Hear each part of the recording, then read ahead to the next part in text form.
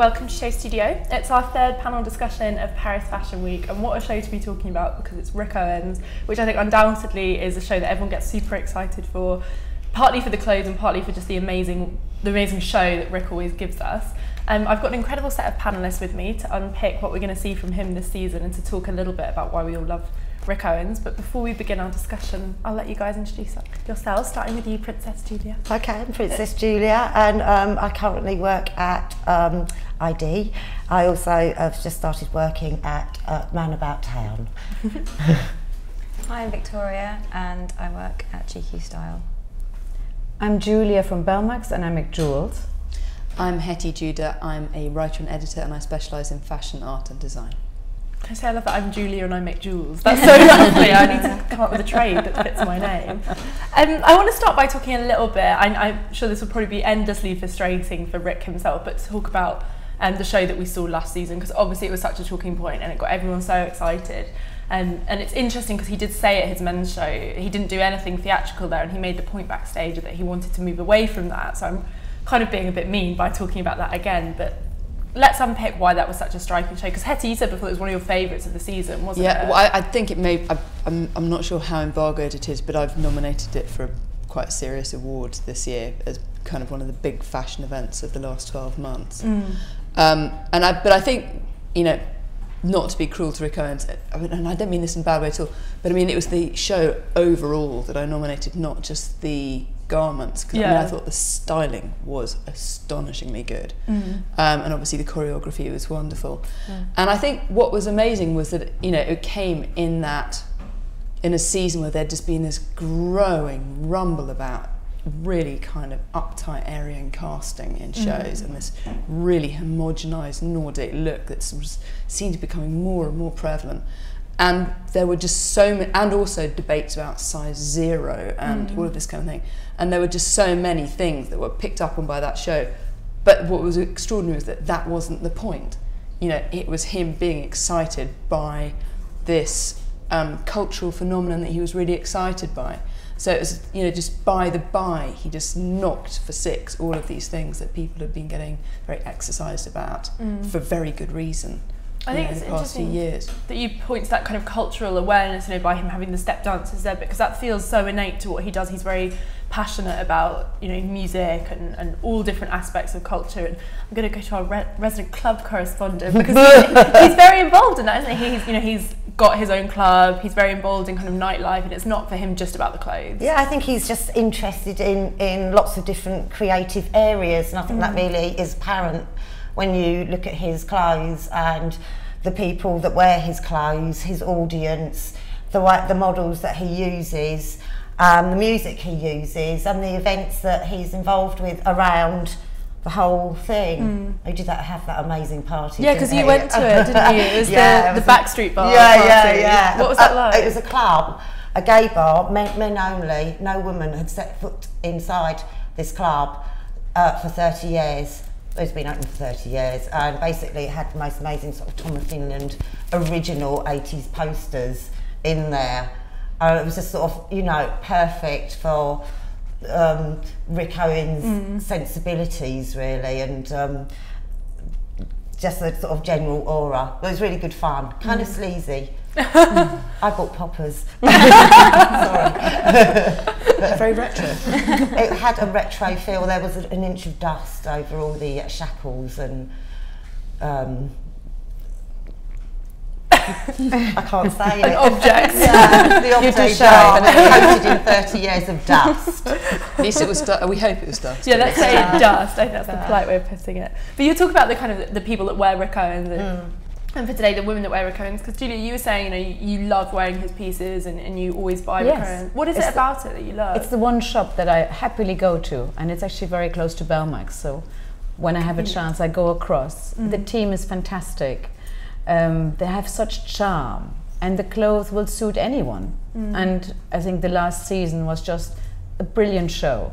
And if people go on too much about the size and the colour, all over, whatever the colour, the size, the show was so remarkable because it was sort of full of energy, and beauty is not just a fake smile or pulling teeth a certain direction. And I think the women that he chose and the way he styled them, the way he did their hair, he empowered everybody. And you know, this is what good fashion does. And when I met Rick Owens in London, which I actually prefer to the Paris store, and I don't go there all the time, but whenever I go, even my children like it, you know, with the grey and white M&Ms. That told me, I have to say today, it's the greatest shop in London for fashion, because it's got wonderful, you know, they're sort of everything. It's bespoke. Yeah. You know, and you know, everybody at the shop is a different type of person, and it's their way that shows how the clothes are meant to be worn. And you know, it's vibrant, it's not sterile, and the textures, you know, it just shines. You know, when you wear Rick Owen, I mean, this is Rick, it's very, very old, it's a very long cashmere thing, and you can do 10,000 things with it, but you get never tired of it, because there's something nearly like archaeological jewels. You know, it has something. It could have been worn years ago. It could have been made of leather in Stone Age times, just panels of leather, cashmere, felt, whatever they use. He just brings out the best in what he works with. And you know, the dark side that's sort of so apparent in his private life, I think just adds to the frisson. And now, of course, you find many very polite people wearing Rick very happily, because he's been doing his thing for a long time. I've got trousers from him from 10, 12 years ago, and they're actually men's trousers, a bit like Com used to do when they put the men's waistband in. It's really tailored in that way, totally androgynous.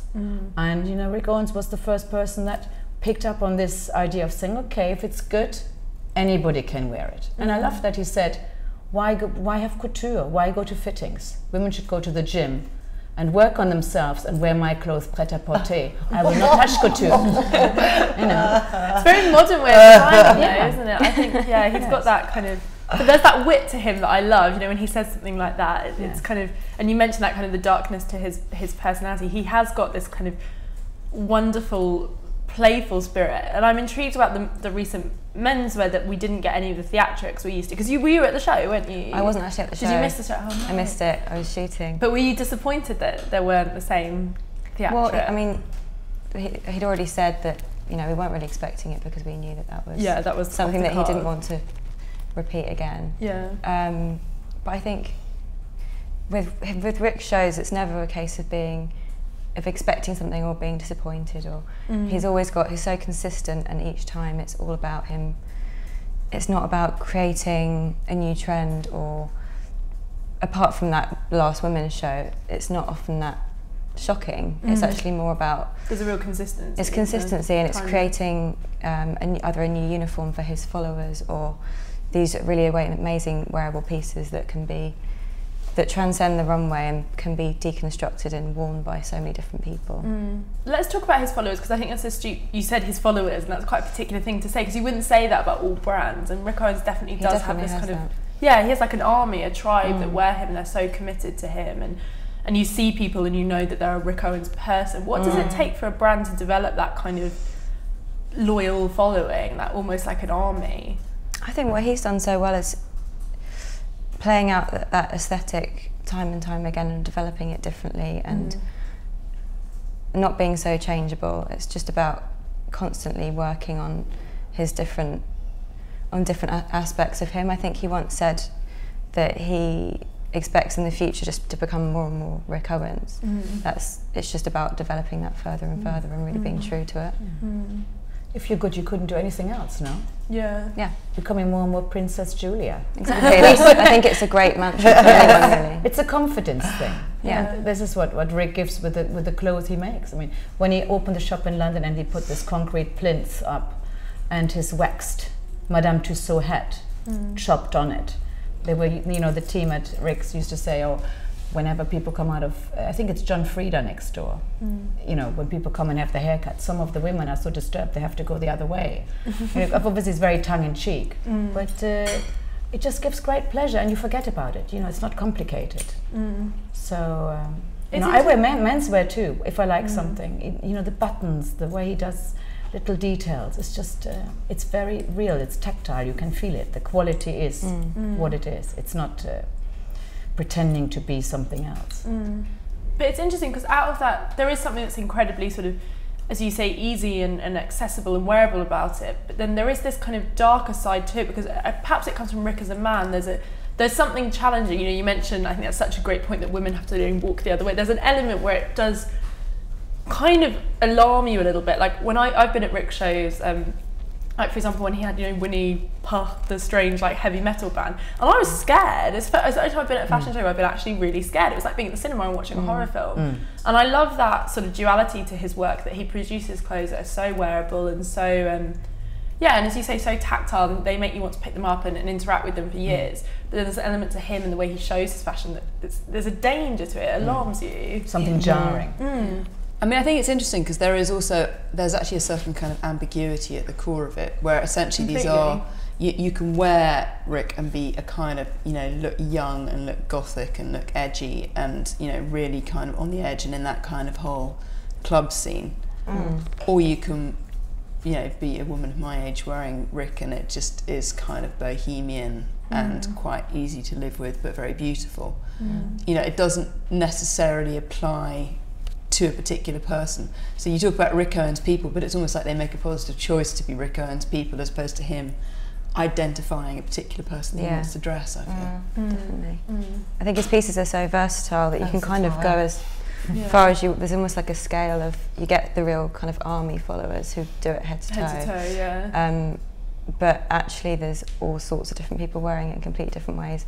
Men and women, I mean, you can easily wear a men's piece as a woman, the other way around.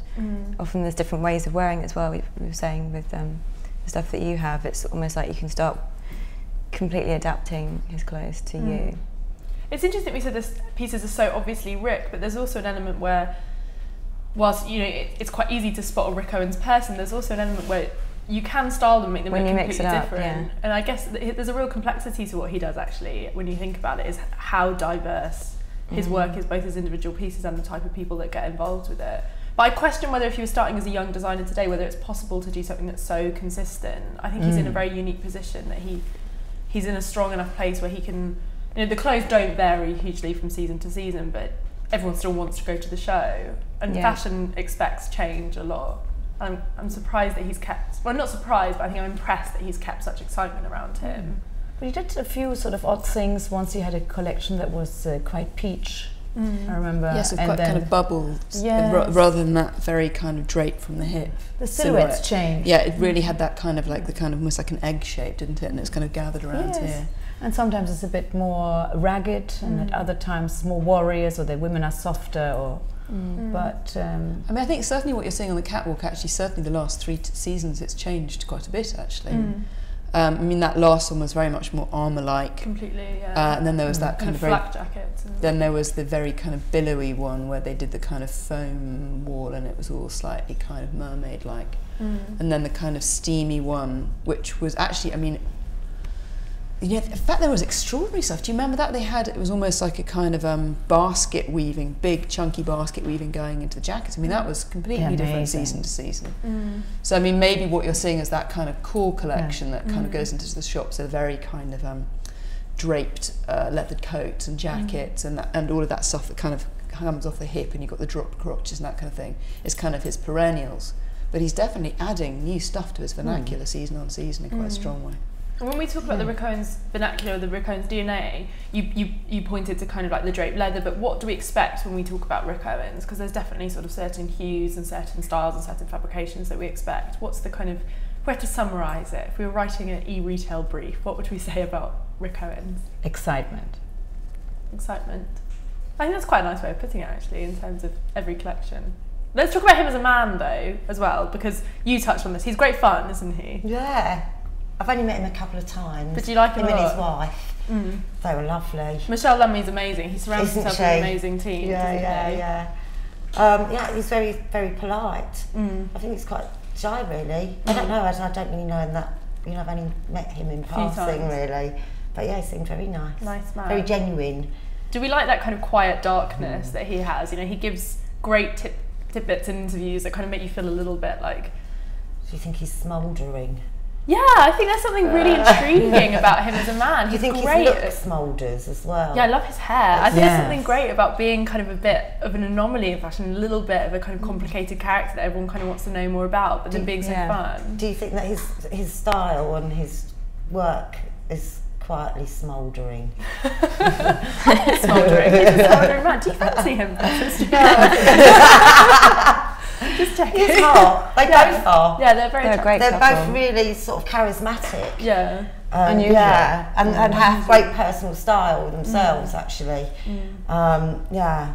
There's a real authenticity about them, isn't there? And I think they're very passionate about all the areas that they seek to explore.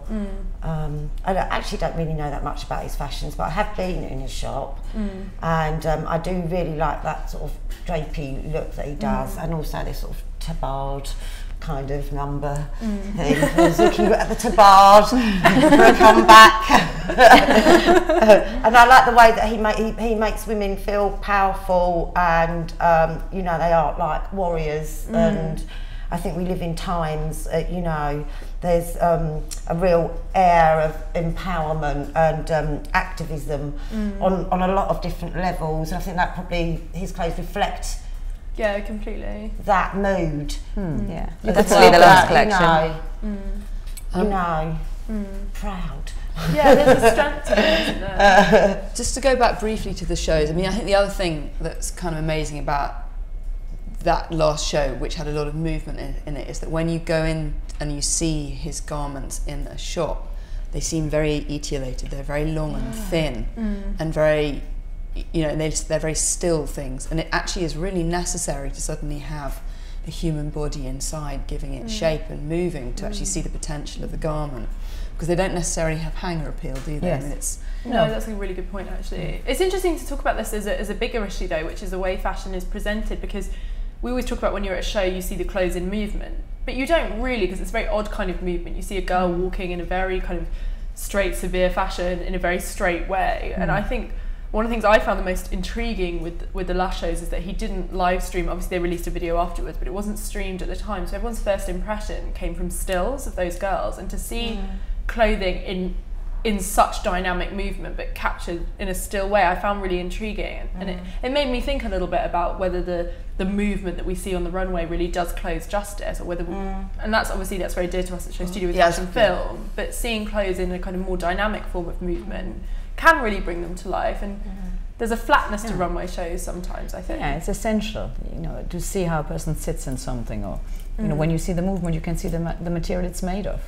That's interesting. I mean, Dries Van Noten was saying now, whenever he does the collection, he just thinks of the first look as in the first shot, as in the first still. Yeah. You know, which is sort of, you know, of course it's understandable. At the same time, you know, this is the times we live in. You know, everything is flat.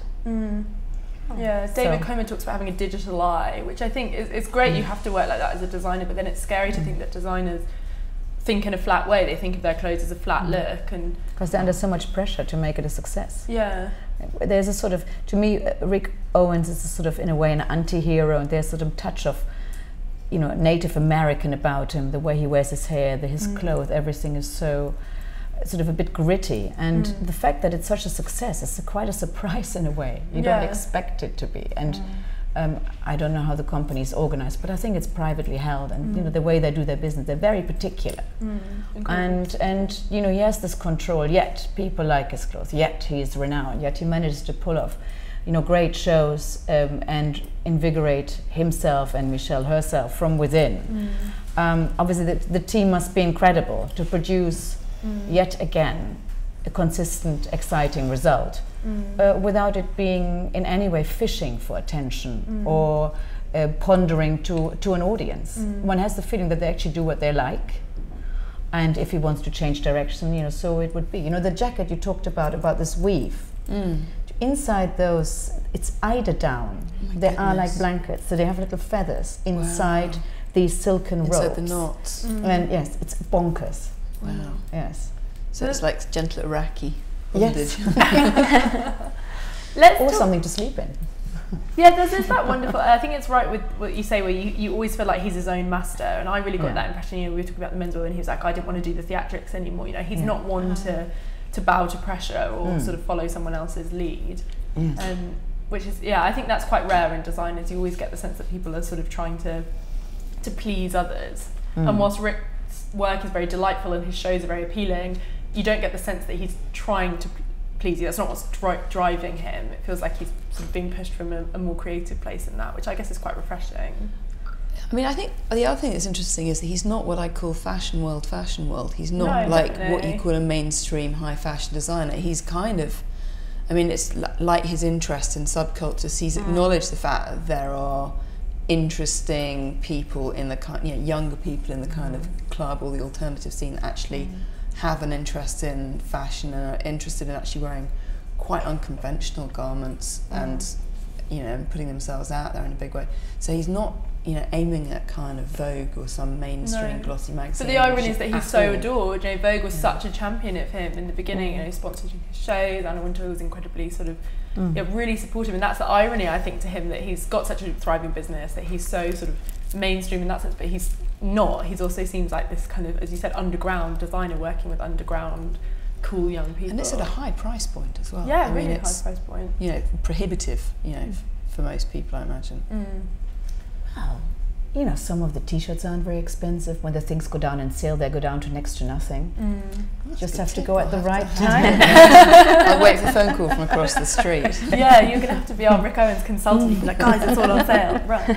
Should we see what he's done for this season? Yes. I do want to talk a little bit, perhaps as we're going, or maybe afterwards, about the way fashion should be presented, though, because we talked a bit about fashion in movement, but I'm intrigued to get your opinion on this, Victoria, someone that goes to a lot of the shows, what you find most dynamic when you're seeing fashion. Let's focus on the show for a little bit. Okay. That's what to think about. I'll think on that one. And just to say, as we see this, the models he's put it on are all Rick Owens employees. Oh, So amazing. He's using girls that work sort of with him, I guess, sort of as part of the company, mixed in there. I'm not sure if they're all Rick Owens girls. Wow. I like the idea of casting with a sort of mixture of people, and I've noticed quite a lot Yeah. of people have been doing that. It's been so embraced It's in the really menswear, nice. but I don't think it's Yeah. come through as much in the women's Oh, wear. I think it has. I think there's a vogue in the women's wear for older models. There was a lot, like I think Vanessa Friedman wrote something quite interesting about that quite recently. There's this idea, but that real street cast element doesn't seem to. No, it's more like you might see a celebrity pop up. Oh, I was thinking of the Mead & Kirchhoff show. Yeah, They that had was lots of amazing. Yeah, younger completely. little models mixed in with modelly models. That's Yeah. true, but Medium and are kind things. they're kind of on their own. I didn't really see any older models actually. Oh, jumpy. You said it was a bit jumpy, didn't you? Yeah. Yeah. Okay. Cool. Anyway, rambling on about the street cast. No, but I think it's a really good point. It's Yeah. such a shame that it's caught on so much in the menswear, but it hasn't in the same way in the. It's a in sort the of women. family cast, isn't it, really? Yeah. If it's his team, because Yeah, they're so it's loyal nice. to him. Which I guess goes back to this idea that we were talking about with the army. This idea of it being kind of you having a commitment to Rick Owens. I find that quite an interesting concept. And they have to sell it to the client, so they might as well try it out first. Yeah. And Yeah. These people are living it, aren't they? That's really true. I'm scared of this jumpy. I like the music. Yeah, he always does really good music. So who do you though. think Yeah. did the music? Do we know? I don't know what the music is. Do you not know? I haven't got names on it. So the shoes are he's similar doing- to the men's. Yeah, wonderful sneakers, isn't he? But, I mean, I think also that cue of having the long baggy shorts with the leggings underneath as well is very, Yeah, I mean he's always done connected to the men's the wear. layering, and I mean that's quite a distinctive look when you see someone in full look Rick. It's like Well, he's one of those only designers, I think, that offers a proposition of how to dress as well as offering garments. There is a Rick aesthetic, and you could not be wearing Rick and look like a Rick Owens person. He really promotes this idea of this is how to wear clothes, which I think is quite interesting to have such a clear vision to be able to do that. Because very few designers kind of revolutionise how people dress, and it does really feel like Rick has. Sort of an element of medieval jousting about it, no? Oh, yeah, very good. Well noticed. I guess that's, There's that Princess black Julia did a fencing. tabard. Yeah. Tabard references earlier. Is this one of the there we jilts? go, Okay, yeah. it's coming back. Good. Pardon? Okay. We can look at pictures afterwards to get a less jilted version. What's striking you about what you're seeing so far, Hettie? Because you were saying how you've seen a lot of diversity in the last few shows, but are you surprised by what you're seeing on what feels kind of classic Rick, what's new? Well, again, I mean, he does have that silhouette that really pulls down from here and cascades out from the hip. So you're seeing some of that coming in, but the kind of carapaces as well are quite different from what we've seen the last few seasons. It's been a bit more flowing the last few seasons and billowing. I mean, there was some of that kind of body armour style stuff that was in the last show, but this is much more poddy. And oh look, they are. For you, Julia. There's a touch of sort of Claude Montana, no? Claude Montana, leather, burgundy, these very rich red colours. I mean, you think the show was in Paris, it couldn't be anywhere else. Yeah. There is this kind of religious, sort of tribal element with these headpieces. Well, the do-rags that he did in the men's, like the men's, were so striking. Yeah. Well, I mean, that also was something that was in the previous season as well. In the women's show. It's a bit Dalston as well, really. I could do that. It's interesting how he plays with elements of exposure and protection, with unusual gaping flesh. And like, I would say, sort of shoulder pads, knee pads, but he keeps flesh out there. It's sort of reverse. Yeah, it's reverse what you'd usually protect. I think that's a really good point. I like those hats. I can see you in one. I'd wear one, yeah, would you? What, the tubes? The The Cleopatra. The tubes are a bit Esimiaka, no? Yeah, that kind of old Esimiaka with I can imagine Michelle wearing one. Yeah, it's just amazing. Cheeky things. But there is something quite spiritual about what he does. There's kind of that purity to it. It's not fussy. There's that something very clean about it, which I guess there is almost a kind of doing something that feels a little bit sort of like it could be drawn from religious dressing. It feels very him, because even when you go into the store, there's a sense of being in a very sort of pure space. There's something very. Well, he was brought up a really strict Christian, and he rebelled and kind of then found his identity through like rock music and like Iggy Pop and Alice Cooper, and you can sort of see how the two have come together and created his aesthetic. I think these kind of outsized silhouettes are really interesting as well, because it's almost in a fine line between that very outsized male sportswear that you get, but then also that kind of Chinese imperial thing with the long sleeves that you have to kind of twist round to. Yes. It's that you're definitely getting a feeling of, we were talking about the Cleopatra, a kind of almost like quite ancient dress styles as well. And in fact, Princess Julia was saying medieval jousting too. It's always using I lose track. Spamless Julia. Spamless Julia said. But there's quite a kind of ancient feel to the whole thing as well. Definitely. I think what you were saying earlier, Julia, about when you pick up a Rick Owens piece, it's almost, you're not quite sure maybe the time identity of it isn't that clear, because it almost could have been made 1,000 years ago. It's a piece of sheepskin or you whatever. Could be buried in those clothes. And there's something quite ancient feeling about them. That's a really good point. Fashion that feels of another era. It doesn't feel remotely like it's generated from the time that it's from. With his work, I love that. You feel like as an artifact, if our society was getting sort of evaluated in 100 years' time, they probably wouldn't look at Rick Owens and think that it was symbolic of now. I think that's really refreshing. One of the reasons that his clothes have such longevity and relevance, because he doesn't follow trends or even create trends necessarily. No, definitely. He just is like he's on his own kind of side track that just constantly develops. And I think that's a very respectful way to treat your shopper as well, because it's not proposing that they need to buy something new every season. It's saying that it's fine to buy into Rick Owens and enjoy wearing it for a long amount of time. It's not saying, you'll look great this season, then you have to come back to us next season. It's quite. Perhaps that's one of the reasons that you do get these kind of these followers that build their wardrobes consistently with Rick. And it's true. Because it's so easy to build that identity and you don't need to buy into it every season. You don't need to wear the latest. Like, you wouldn't even necessarily be able to tell whether it's this season that they're wearing. Yeah, that's a really good point. It's a little bit buy what you can. If you see something, it comes your way. I'm very anti-must-haves, so. And the vintage pieces are just as relevant as the current pieces. It's what I thought was interesting was looking at the public school debut in New York last week. And I felt like without Rick Owens doing what he does, almost that collection couldn't have existed. And it was obviously much more understated, but that whole thing of the kind of slightly kind of edgier, masculine-inspired day wear for women and the layering and that kind of thing certainly automodative influence. Yeah, I think he's had a huge influence on fashion. I think that's a good point. And you question what kind of, I know we're saying he's not a kind of trend man, but what trends would have come along, what systems of dressing would have appeared without someone like Rick Owens? I think that's a really astute point. Especially, I think, in menswear, he really has sort of changed what's acceptable clothing for a... Yeah, it's more like a slow forming movement rather than like an instant trend that's gone.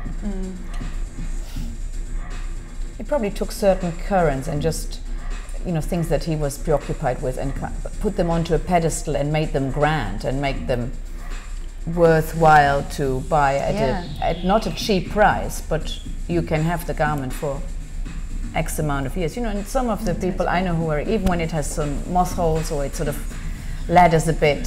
Some of the t-shirts deliberately, he was the first person to do these very thin t-shirts, and they're laddered, and it was part of the look. And they're built they weren't even finished off on the edges.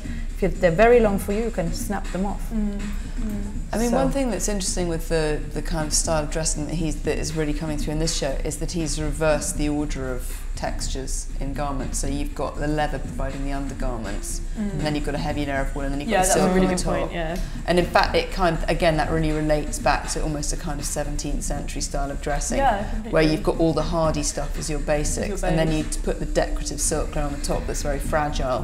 You maybe want to just save for the kind of best occasion. Or but as you say, it's a complete flip side to modern dressing, where the delicate stuff is underneath, and I think his stuff. Sorry, I just had a thought that it's almost like with his stuff, it's built for longevity. It's almost like when you buy a pair of jeans and they last you for 30 years, and they, you get these wear marks and these holes, but they just become more relevant and more a piece of you. And I think that's kind of how I think maybe he thinks about clothes. There's few elements of high fashion that do that, and I think that's a really interesting point, because you mentioned jeans, which is something that's in everyone's wardrobe and such a key part of fashion. But the idea of jeans that they become better with age is really completely missing from high fashion. High fashion doesn't really become better with age, especially a lot of the high fashion we see now. It's very seasonal, and to make pieces that you think will age better, it doesn't seem to be a consideration for most designers. No. How will this look with wear and tear? Economically, when you're designing products, you almost want them to wear out quickly so that your customer has to buy another one. And also with like the throwaway culture of cheap clothing, that the two together mean that people just aren't designing like that necessarily. And there's a visual element to that as well, as you say, wear out quickly. It's wear out quickly kind of physically, but also visually. People want them to get tired of it quickly, whereas you can't really get tired of Rick Owens. There's a kind of simplicity to it that makes that quite impossible. So high fashion is emulating cheap fashion on the high street. Yeah, it definitely is, definitely. But becoming more expensive with it. It's high fashion's trying to be throwaway. It's so sad when you see that, but it's so prevalent, isn't it? I think there's always been that sort of element to seasonal dressing, Do you think it's getting worse though? I don't really consider it really. You don't think but the thing that I like about actually these Rick's clothes are that they are functional in actual fact, and incredibly wearable, and they do look really comfortable. Even though some of those shapes, like on first impact, you might think, how do your arms move in that? But actually, you can, even just from them walking around, you can see that actually they look really comfortable. You could imagine yourself standing there with your arm coming out, having a quaff. Well, the girls look super comfortable. I don't know if that's from the fact they're in the Rick Owens family, so this is probably all in their blood. I bet all the fabrics are all really like soft, aren't they? And like luxury, gorge, malleable. Yeah, really fabulous. I think that's look, it's just easy, really nice. And he does lovely bags and leather accessories and odd things. So there's a sort of comfort element actually in there. And it's interesting, I kind of posed a question just before it started about seeing clothes in movement. His clothes look amazing in movement as well, which actually, like, a lot of clothes don't, and there's something that what he does being so simple, but just seeing it, even the way kind of, we talked about the lot of drapery, but when draping moves with him, it looks really dynamic when someone's walking. He's got these sort of strappy bits going on. It's quite Westward now. The sort of old bondage trouser. Yeah. It's clear that he really considers it. Wow. With astronaut shoes. Is that what they are? What do you think? Astronaut shoes. It's a bit hard to This see. weird white toe caps. Yeah. But they're quite also Japanese. Why do you think we're seeing, we've talked about this on a few panels, but so many Japanese sort of references around on the runways at the moment? This season it's So been really extraordinary, prevalent, isn't it? Why is that sort of on everyone's mind? Or is it just one of those things where everyone kind of dreams about it and wakes up and goes, oh, I'm going to do this? Like when everyone did Paisley. Is it just that? It might be this sort of return to the 90s mentality when, you know, it was the 90s when Japanese minimalism was really prevalent, and I think, you know, there's a cyclical notion to fashion and people are looking back at that now perhaps, and it's coming out on the runways again. Oh, look, there he is. Oh. Oh. No, I think that's a really good point actually, with that aged sort of element to it. Could be able to go into the erotic art exhibition at the British Museum, of course. It can be. Mass trip there.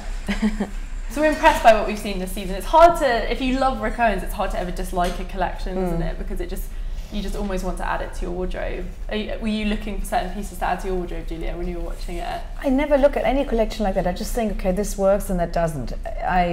You know, sometimes you see something on a picture and you think, oh God, I like this, and then you see it in reality and it's different. Very different, you know. And I'm lucky. I hold on to old things, and I find it hard to part with something that it's emotionally to me.